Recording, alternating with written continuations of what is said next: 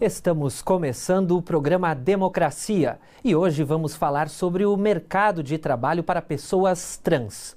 De acordo com um levantamento da Fundação de Amparo à Pesquisa do Estado de São Paulo, em 2020, apenas 13,9% de mulheres trans e travestis possuíam empregos formais. Já entre os homens trans, o percentual foi de 59,4%. E a transfobia é um dos motivos que pode explicar esses números. O Brasil, pelo 14º ano consecutivo, é o país que mais mata pessoas trans no mundo. 131 assassinatos em 2022. Além disso, a falta de políticas públicas adequadas, profissionais sem formação técnica e empresas que não investem em um ambiente organizacional inclusivo são aspectos que fazem do mercado de trabalho um ambiente desafiador para pessoas trans. Para falar sobre este assunto, recebemos aqui no estúdio da TV Assembleia a professora de Publicidade da Universidade Federal do Rio Grande do Sul, Alessandra Teixeira Primo, e o empresário, gestor hospitalar e estudante de farmácia Matthew Gondim. Bem-vindos ao Democracia. Alessandra, quero começar contigo para a gente poder, de certa forma, elucidar ao público e diferenciar transgênero de travesti, pois muitas vezes a falta de informação sobre essas duas nomenclaturas fazem com que as pessoas se distanciem do assunto e não queiram abordar, e também causando, inclusive, a partir daí, a violência, toda a violência que a gente vê retratada nesses números que eu citei no início do programa. Muito obrigada pelo convite, ainda mais que ontem foi o dia 29 de janeiro, o dia da visibilidade trans aqui no Brasil, então acho muito importante esse programa estar aberto a esse tipo de questões. E também acho que começarmos pela terminologia é muito importante. Eu sou uma mulher trans e a gente tem hoje evitado o termo de transexual ou transexualidade, preferindo o termo de transgênero, porque essa questão da transexualidade ficou muito vinculada a questões patológicas, né, de encarar isso como uma doença. E nós também temos que entender que há uma diferença entre identidade de gênero, mulher trans é minha identidade de gênero, e a orientação sexual. Também evitamos o termo opção sexual, porque isso não é uma opção. Ninguém opta por ser um homossexual ou uma homossexual, de ser gay, lésbica, bissexual ou pansexual, que é uma pessoa que gosta de humanos. Não é uma opção. E também ninguém opta por ser trans. Ninguém optaria por correr risco de vida. Ninguém optaria por sofrer com preconceitos. Isso não é uma opção. Eu fiz a minha transição aos 50 anos. Eu passei 50 anos com medo de preconceitos, com medo de me reconhecer finalmente como uma mulher, como eu sempre me senti desde criança. Então isso chega um momento que, apesar de uma luta contra toda uma sociedade, a gente não consegue mais enfrentar. E é nesse sentido que eu acho que a gente está aqui também para ajudar as pessoas a saber se dirigir, né, às pessoas da comunidade LGBTQIA+, não apenas homens trans, mulheres trans, mas também pessoas não binárias, que são aquelas que não se identificam nem com o gênero masculino, nem com o gênero feminino. E são pessoas que a gente chama também que tem pessoas fluidas, né?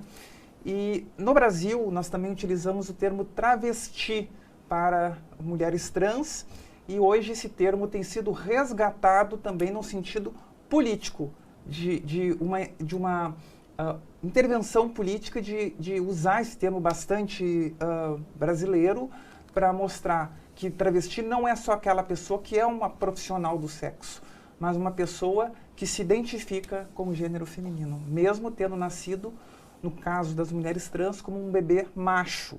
Então, o sexo a gente pensa como um bebê macho ou como um bebê fêmea. E ainda existem pessoas que são intersexuais, que nascem com órgãos de um macho e órgãos de uma fêmea, podem ter testículos e úteros, e até ter diferentes combinações cromossômicas e que muitas vezes, na sua primeira infância, são mutiladas por cirurgiões numa opção que não é a da criança, não é a deste humano em se identificar como uma mulher, como um homem, mas é uma opção ou dos seus pais ou do próprio médico. Isso é uma mutilação, infelizmente. Matt, também quero a tua avaliação nesse sentido da conceituação, né, da nomenclatura. Quanto isso ajuda a poder aproximar as pessoas para que elas possam compreender e até fazer com que elas possam compreender a realidade de vocês e aceitar. E a violência também nas estruturas da sociedade, mercado de trabalho, universidade, no seio familiar também, essas violências possam ser dissipadas. Obrigado pelo convite.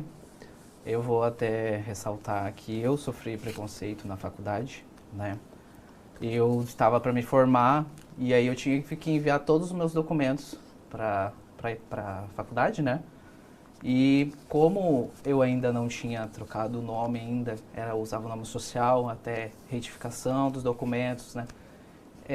Lá na faculdade eles me barraram, porque eu tinha um outro nome no meu diploma de ensino médio, que na época não era muito falado, né?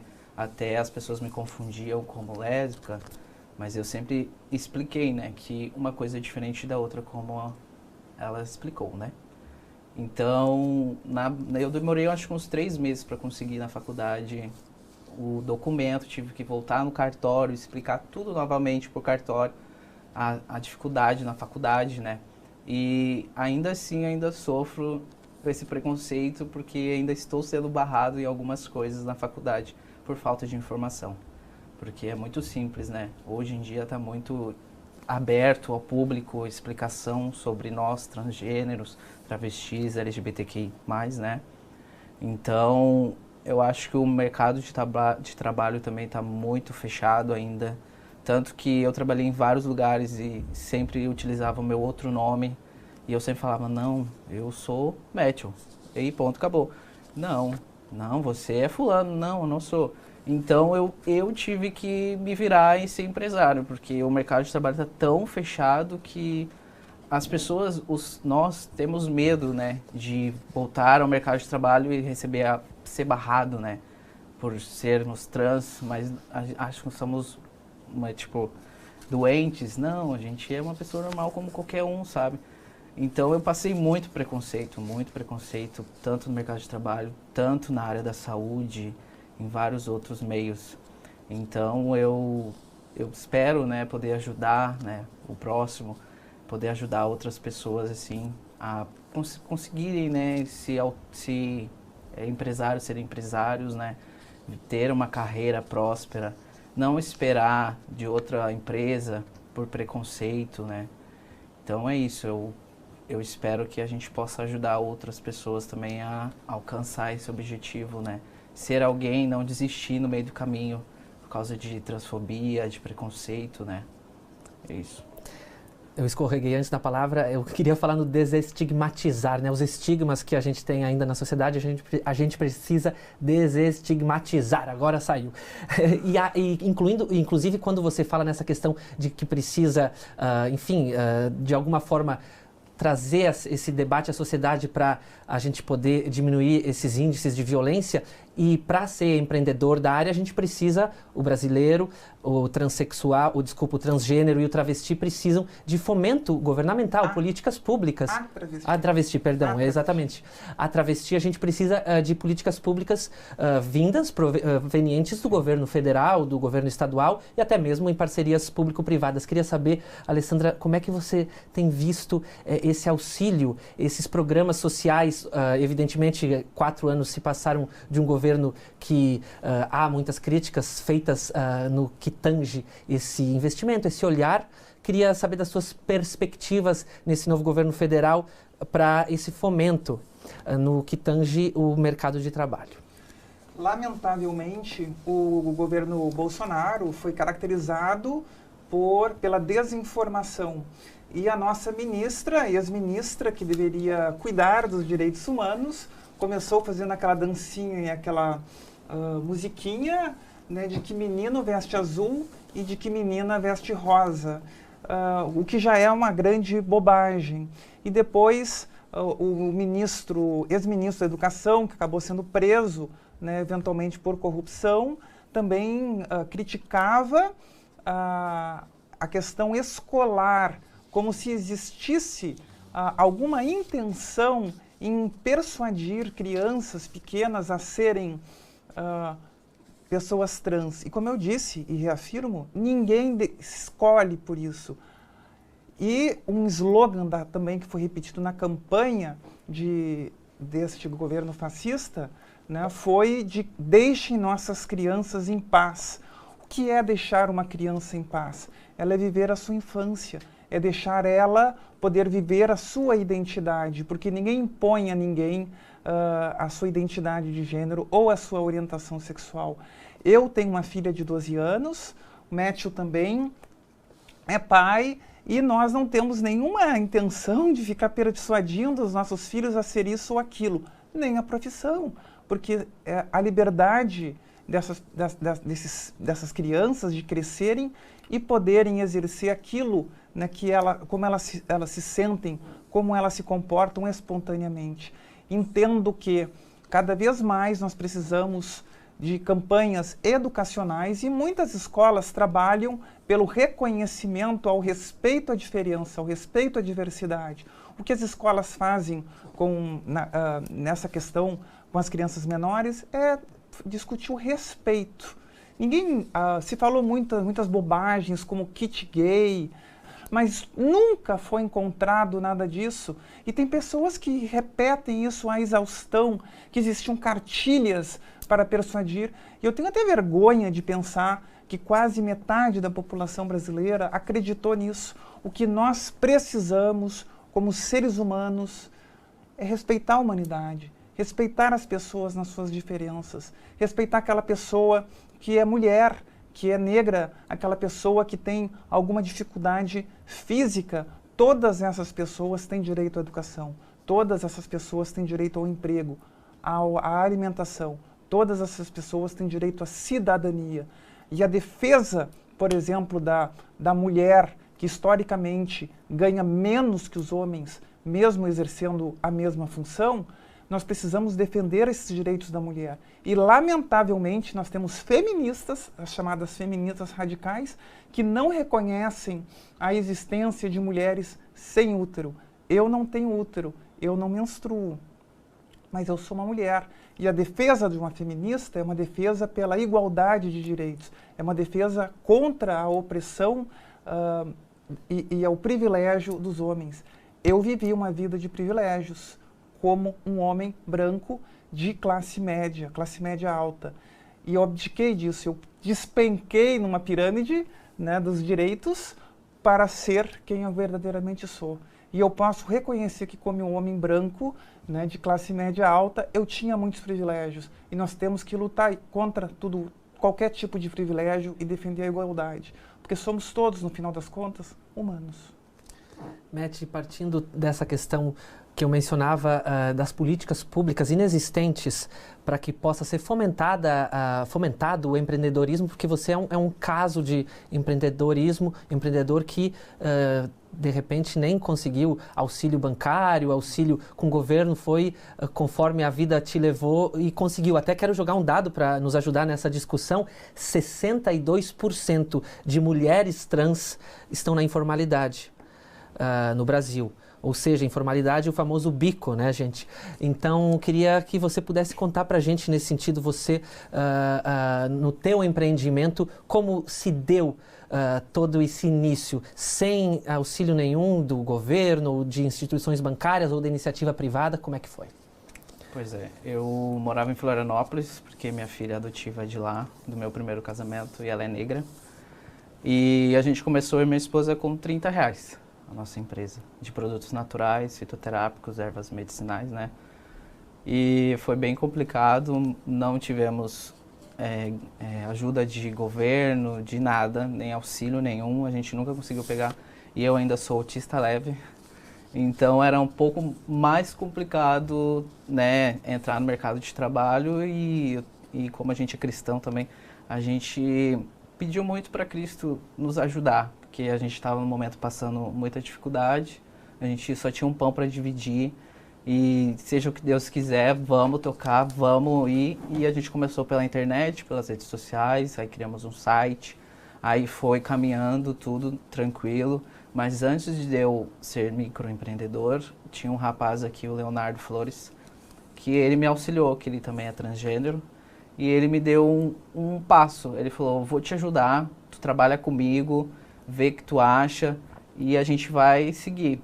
E foi assim que eu comecei a ser empreendedor também. E eu quero que a minha empresa cresça muito para poder contratar outras pessoas transgêneros também. Que a gente vê, né, como o mercado de trabalho é difícil, então a gente quer ajudar, porque a gente sabe o preconceito, a gente sofre preconceito de qualquer lado, qualquer situação. No banco, tá lá meu outro nome. Aí eu não posso ligar, não posso falar, mas você não é fulano. Não. Então, tchau, desligar na minha cara. Então a gente nunca conseguiu auxílio nenhum. E aí a gente, graças a Deus, fazem 5 anos que a gente tem a empresa, Kagondim. E graças a Deus tudo está fluindo, a gente conseguiu conseguimos auxiliar pessoas, fazemos doações para transgênero, para héteros, para cis, qualquer pessoa, né, do ramo. A gente auxilia com tratamentos para câncer, diabetes, né, tudo no natural. E é complicado, assim. Eu acredito que não seja fácil também para empreender, mas nada é impossível, né? A gente só basta acreditar e não desistir. Eu queria a avaliação de vocês quanto às cotas, possíveis cotas, a possibilidade de, numa política pública futura, possa se utilizar de cotas no mercado de trabalho, por exemplo, isentando empresas, né, isenção fiscal para a contratação de travestis, de trans. Alessandra, começando contigo. Essa é uma excelente pergunta. A questão das cotas, é uma questão muito importante de se abordar. Eu sou professor universitário, sou professora da URGS, e as cotas para pessoas negras e indígenas mudaram a cor dentro da URGS. Eu hoje tenho nas minhas primeiras filas pessoas negras prestando muita atenção, porque isso está mudando não a sua vida, mas a vida de suas famílias. E existe, então, essas ações afirmativas. No nosso programa de pós-graduação em comunicação, nós também temos ações afirmativas para pessoas transgêneras. E nós temos, não queria esquecer de mencionar, também algumas organizações como a Transempregos e a Transcendemos, que divulgam vagas para pessoas transgêneras, cartilhas e muita informação. E as empresas hoje precisam se informar, né, sobre essas questões, e estão reconhecendo internacionalmente a importância de se valorizar a diversidade, mas não apenas ter equipes diversas, mas também pensar na inclusão, porque uma coisa é ter funcionários negros de diferentes religiões, mulheres que cobrem seus cabelos e pessoas transgêneras, por exemplo, e se depois, por exemplo, no intervalo, essas pessoas sentam isoladas ou entre si. Isso não há um processo aqui de inclusão. Mais do que valorizar a diversidade e contratar pessoas diferentes, é trabalhar para esta inclusão. Eu tenho uma ex-mestranda que trabalha na Dell e a gente conversa muito sobre esta empresa, de como faz treinamentos contínuos, não apenas com seus funcionários, mas com as suas lideranças. É o que a gente chama hoje de um líder inclusivo. E do ponto de vista da criatividade, por exemplo, do ponto de vista da inovação, nós precisamos de equipes que pensam diferente. Imagina numa agência de publicidade só uma equipe toda formada por homens, não se dão nem conta de uma mensagem machista, por exemplo, ou só de pessoas brancas, não se dão conta, não conseguem perceber, né, talvez, a questão de preconceitos raciais. Então, a diferença, os olhares diferentes privilegiam a inovação, privilegiam a criatividade. E as empresas estão cada vez mais se dando conta disso. E no momento que se perceber que isso é a coisa certa para se fazer, nós não precisaremos mais de cotas, nós não precisaremos mais de políticas públicas. Mas neste momento, os governos, de qualquer bandeira, de direita ou de esquerda, preciso reconhecer que isso não é apenas uma questão de democracia, mas é uma questão, inclusive, de promover o empreendedorismo, de promover o emprego, de promover o crescimento do Brasil, de promover o crescimento de qualquer país e de qualquer empresa. É porque muitas vezes as pessoas se esquecem, não estudaram direito a história, que lá atrás os imigrantes, quem veio da Europa para o Brasil, também teve políticas públicas para poder se manter, se colocar no país, ganhando terras, títulos agrários. As cotas existiram no passado, existem e devem existir até o momento que sejam necessárias. Quero estender a ti, Matt, essa questão, a tua avaliação sobre essa possibilidade de cotas. E se isso já existisse, talvez você teria sido beneficiado, né, para poder tocar lá na largada, no início, o teu empreendimento. Com certeza. Na minha época não tinha cotas, nem sabia o que era cotas na época, porque pouco foi falado, né? Acredito que não faz muito tempo, né, que tenha cotas, eu acho. 10 anos na universidade. Na universidade, mas na privada não existe cotas, né? E eu fiz na privada, as minhas 3 faculdades são na privada, então nem tinha noção que tinha cotas, né? E eu acho super interessante ter as cotas, até para as pessoas terem mais um estímulo, mais uma, como eu posso explicar, uma alegria, uma vantagem, uma força de vontade, né? De querer estudar, porque eu sou lá do Campo Grande, Mato Grosso do Sul, e lá a gente não tem essas cotas, não tem muitas informações, né? Então eu acho que seria interessante ter as cotas agora e auxiliar as pessoas, né? Outras pessoas a terem força de vontade de querer estudar e não desistir, né? Isso, mas essa questão até da cota no sentido do mercado de trabalho mesmo, né? Como poderia ser feito isentando empresas de determinados tributos para que assim pudessem contratar transgêneros, as travestis, não é? Então é nesse sentido. Mas a gente vai continuar conversando, eu vou precisar fazer um breve intervalo e a gente já volta com o Democracia.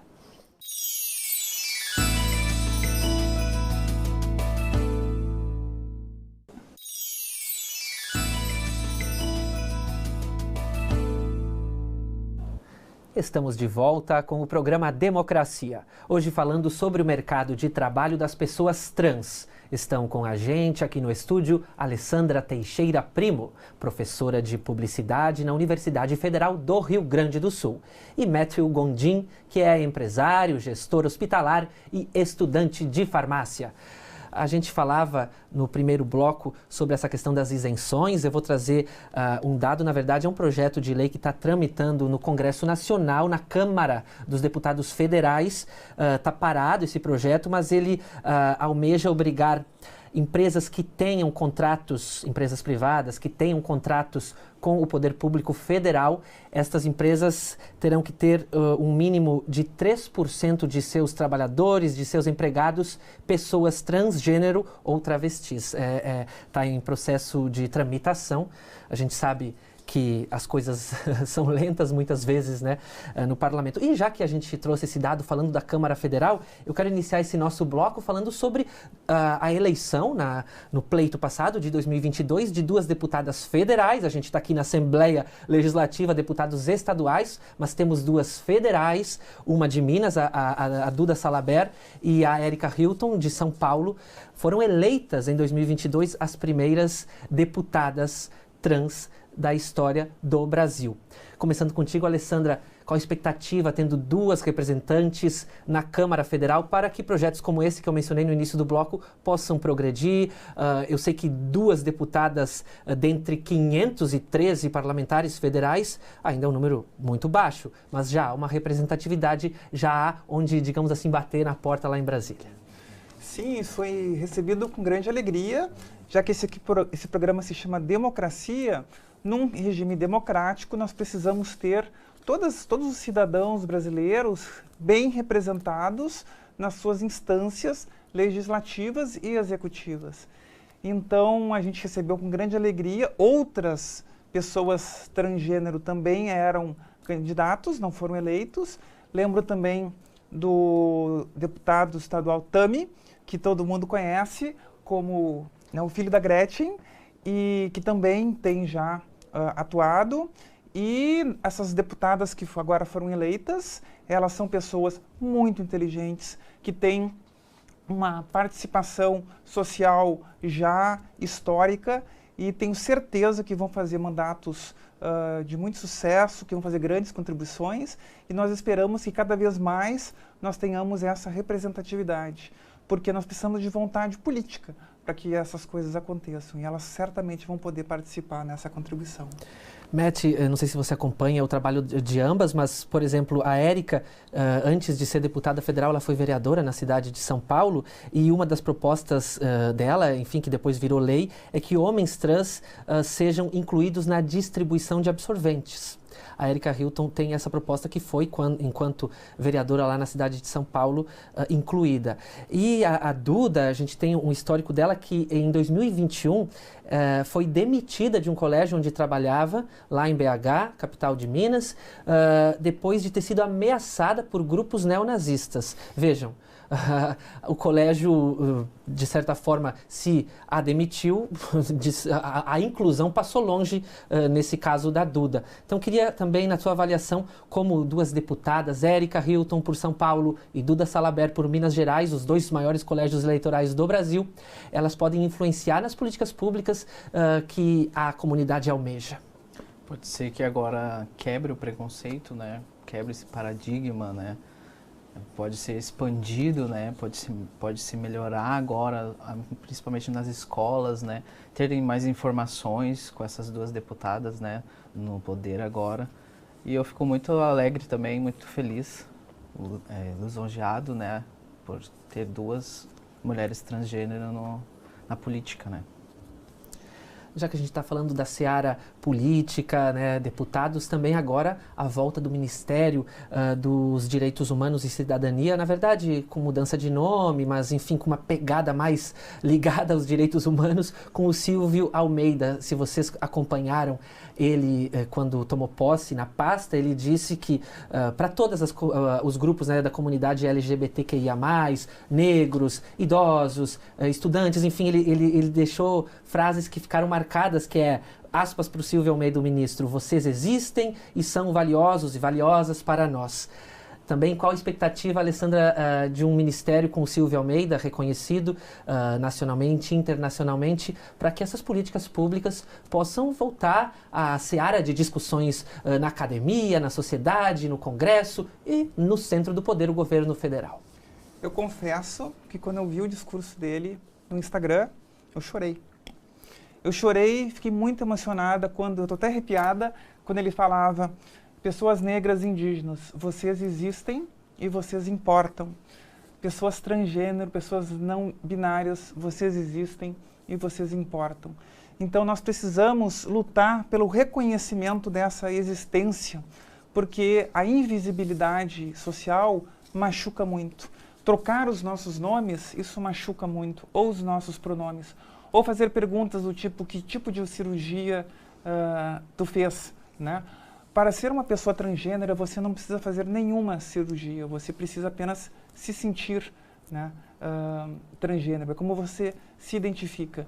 E também agora, né, voltou um órgão dentro do Ministério para defender os direitos, né, da comunidade LGBTQIA+, e esse mais quer dizer que nós reconhecemos, né, outras possibilidades, e está sendo liderado, né, agora me falha se uma secretaria ou uma comissão especial. Dentro do Ministério, uma secretaria, então? Isso. Por uma mulher trans. Matt, esses exemplos do Silvio, ministro, das deputadas que a gente já falou no início, claro, o discurso é bonito e a gente nota que é verdadeiro, é genuíno esse discurso, mas precisa depois lá na ponta ter a prática, né? Não basta apenas o discurso de acolhida, de inclusão, é preciso que a sociedade e a comunidade percebam, né? Sociedade e comunidade percebam que algo está sendo realizado. Então também qual é a tua perspectiva para que essas políticas sejam fomentadas também no Ministério dos Direitos Humanos? Eu espero que se formalize, né? Não fique só na palavra, né? E sim que ele faça, né? Por nós, por todos nós, né? O que ele informou, né? Falou no mandato dele, né? Isso, na posse dele. E a questão da violência contra trans e travestis, não é apenas aquela violência verbal ou também agressiva, que é enorme. A gente viu no início do programa os 131 assassinatos no ano passado, que fazem do Brasil, pelo 14º ano seguido, o país que mais mata trans e travestis no mundo, né? Tem que repetir esse dado para ver se a gente, enfim, se o Brasil apresentará algo que possa sanar essa mazela. Mas a violência também vai ao encontro da fome nesses grupos, né, entre travestis e transexuais, transgêneros. Fome, situação de rua, de viver em situação de vulnerabilidade social na rua. Trabalho análogo à escravidão também é uma problemática. E também essa questão da elucidação, esclarecimentos relacionados a DSTs. Eu creio que isso também esteja no escopo do que pode ser feito para essa população. Então, Alessandra, nesses tópicos que eu acabo de citar aqui, fome, situação de rua, como é que você enxerga o trabalho que a sociedade realiza e também grupos ligados a trans realizam? Há uma influência para tentar sanar essas mazelas? Exatamente. Existem uma série de preconceitos que podem acontecer combinados. É o que na academia a gente chama de interseccionalidade. Por exemplo, pessoa trans e negra e com dificuldades financeiras. Tudo isso combinado gera, muitas vezes, uma descrença tão grande de pessoas que não conseguiram, né, vencer, como está vencendo o Matthew, e acabam não tendo uma outra opção do que mendigar, ou caem, né, na marginalidade, ou pessoas que não gostariam de estar trabalhando como profissionais do sexo, preferiam estar em outro lugar. E tem pequenas violências, como eu falei, essa violência simbólica de errar os pronomes, de errar os nomes. A violência, muitas vezes, de ser retirado de um banheiro, de um shopping. A pessoa quer fazer xixi. E já aconteceu, né, de uma menina ser retirada de um banheiro porque pensavam que era um homem entrando num banheiro feminino porque ela tinha cabelos curtos e não tinha toda aquela aparência de uma feminilidade excessiva. No meu caso, o que eu faço quando eu vou no banheiro feminino? Eu vou naquele gabinetezinho, naquela cabinezinha fechada, né, faço ali minhas necessidades físicas, talvez retoque a maquiagem, ou penteie o cabelo e saia. E tem pessoas que ficam insistindo que uma mulher trans no banheiro feminino irá molestar uma criança. Vejam, 80% dos casos de estupros de crianças acontecem em casa, com pais, padrastos, irmãos, primos. E se vocês forem ao Google e procurarem mulheres trans molestando crianças em banheiro, vocês não vão encontrar.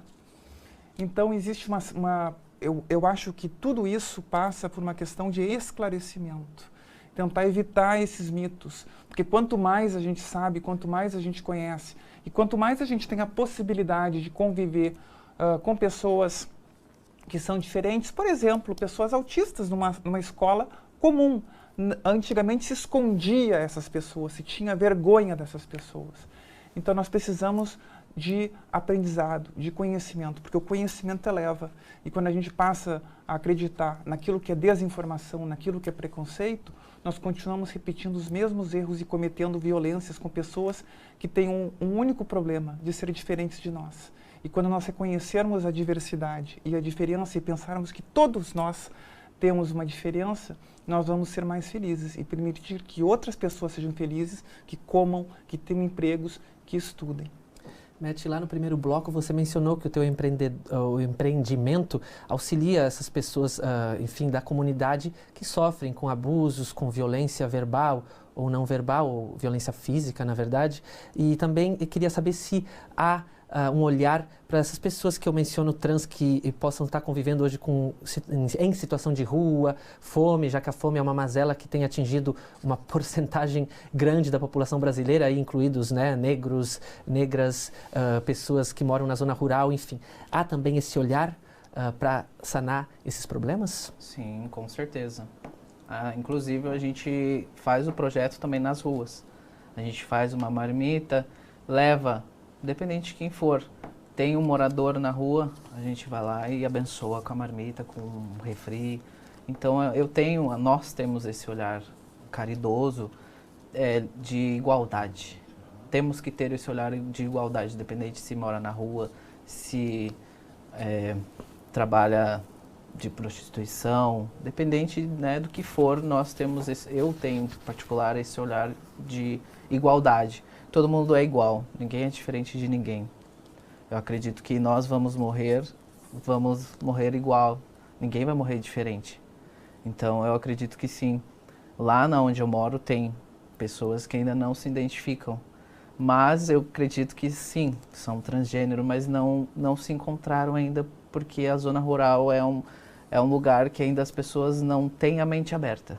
São muito chucras lá na zona rural, dizendo, né? Então, eu tento chegar, me aproximar, elas me olham assim, acham, será que eu também sou transgênero? Como ela disse, né? A gente se pudesse, não nasceria transgênero, né? Não é uma opção, não é? Porque se fosse, eu não queria ser transgênero. Mas eu vim assim, Deus me criou assim, e eu tenho que tocar a vida para frente e ensinar outras pessoas que não desistirem, não tentarem suicídio, né? Porque tem muitos homens e mulheres trans, as travestis que suicidam por preconceitos na rua, por não quererem chegar perto, achando que a gente é uns doentes, não, vou pegar isso.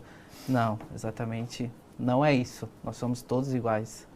Queria continuar contigo um ponto, porque você citou que é cristão. Eu queria saber se na tua igreja, na tua comunidade religiosa, há essa aceitação ou também há dificuldade, especificamente na tua comunidade religiosa, na igreja que você frequenta. Graças a Deus, a minha igreja é aberta para todos.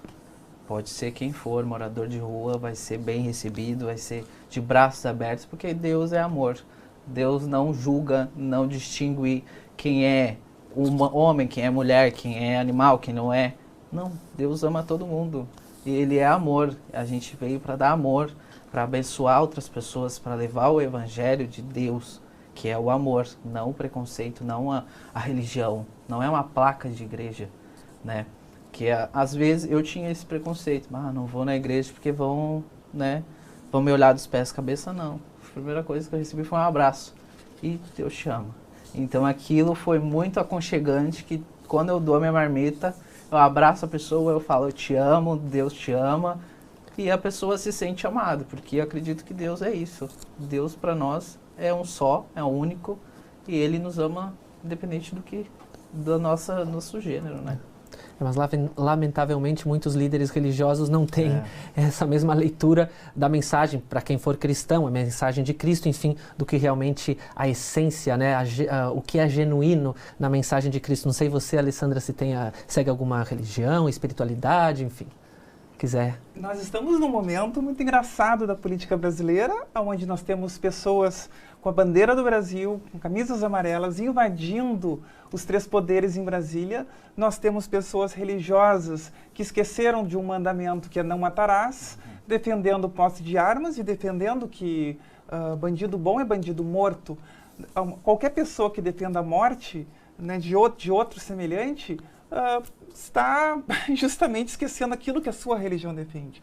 E uma coisa muito importante também é defender o direito de qualquer pessoa praticar qualquer religião com qual se identifica. Então, se a pessoa é da Umbanda, se a pessoa é budista, se a pessoa é católica, ou se ela é evangélica, ou se ela é islâmica, ela tem o direito de exercer a sua crença. E as pessoas que não têm nenhuma religião, que não se identificam com nenhuma, ou que são agnósticas, ou que são ateias, também têm esse direito. O importante é que mesmo que você não tenha qualquer religião, você tenha pelo menos humanidade. Então é muito emocionante ouvir o Matthew dizendo que foi recebido com um abraço. E eu acho que qualquer religião tem que primeiro pregar o amor. E nós temos pastores, nós temos militares sendo presos, né, atentando contra a democracia e atentando contra a cidadania. Que momento nós estamos vivendo? Chega a ser até cômico, se não fosse trágico.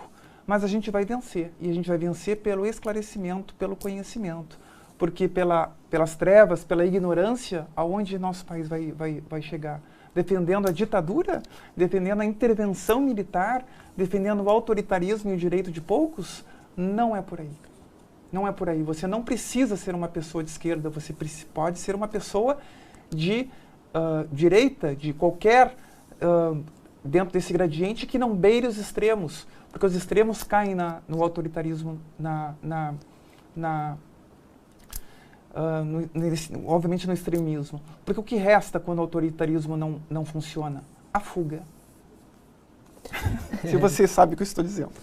Olha, bom, a gente está encaminhando para o encerramento, mas uma questão relevante que eu quero saber a opinião de vocês, se talvez essa que eu vou mencionar tenha sido o maior avanço no que tange a comunidade, é a questão do nome social de pessoas trans, decretos federais de número 8.727 e um outro decreto federal, número 9.278, garantem o nome social a pessoas trans, isso desde abril de 2019. Era algo que vinha tramitando já em 16, 18 e 19. Jair Bolsonaro, em abril de 2019, era o presidente, enfim, estava iniciando o seu mandato, mas, claro, esses decretos já tinham sido encaminhados em anos anteriores. Esse é o grande avanço até hoje da comunidade, na tua opinião, Alessandra? Existem muitos avanços. Eu acho que o direito ao nome, né, o nome nos identifica. Então, eu tenho uma carteira de identidade, que na frente tem o meu nome social e atrás tem o meu nome civil. A nova carteira de identidade traz em cima primeiro o nome civil e embaixo o nome social. E as comunidades LGBTQIA+, já estão lutando para que essa nova carteira de identidade não seja aceita. No Rio Grande do Sul, houve um avanço, agora o Detran está emitindo carteiras de motorista, isso é uma questão estadual, com o nome social. E no Brasil, há a possibilidade, e por mais que às vezes alguns cartórios queiram complicar um pouquinho, mas é para ser fácil, a mudança da certidão de nascimento, onde o nome deixa de ser social, passa a ser o teu nome de registro, e você, no meu caso, eu terei uma certidão de nascimento onde vai dizer sexo feminino. Eu não fiz isso ainda porque eu estou no processo para a cidadania portuguesa, então logo se isso conclua, eu vou mudar minha certidão de nascimento. Nada mais importante do que o nome, né? Do que a gente ter um registro e dizer, esta sou eu sou a Alessandra. Matt, na tua avaliação, essa mudança, né, que já está em vigor há quase 4 anos, né, abril de 19, estamos em 23, você utilizou dela, como é que foi na tua questão? Sim, eu tenho uma carteira social desde 2015 no IGP. Só que, antes do mandato de Bolsonaro, em 2019, eu consegui mudar todos os meus documentos. Porque eu lembro que ele ia cortar esse direito, né? Então, eu corri antes dele ser eleito, né? E fiz minha identidade, então eu tenho minha certidão com meu nome, Matthew, o meu documento com meu nome, Matthew, tudo já padrão, tudo certinho. É isso aí, gente. O nosso tempo está acabando. Estamos realmente chegando ao final do nosso programa. A gente aproveita para lembrar, que todos os nossos programas, sessões e comissões estão disponíveis na íntegra em nosso canal do YouTube. Eu agradeço a Alessandra, a Matt. Realmente esse tipo de programa talvez ainda careça na TV aberta brasileira, programas que debatam isso, até para acabar com, né, preconceitos ou erros. Eu, inclusive, né, falei o travesti em algum momento, é a travesti, transexual não se utiliza mais essa conceituação, é transgênero e travesti. Então, também o apresentador, o jornalista e o público em casa vai aprendendo junto com vocês, para que lá o chucro, né, como você mencionou, Matt, ou desinformado ou preconceituoso, possa compreender melhor, agregar e a gente viver nessa sociedade que talvez seja utópica, mas que vocês mencionaram aqui durante o programa. Então, agradeço mesmo a participação. Valeu, gente. Até mais.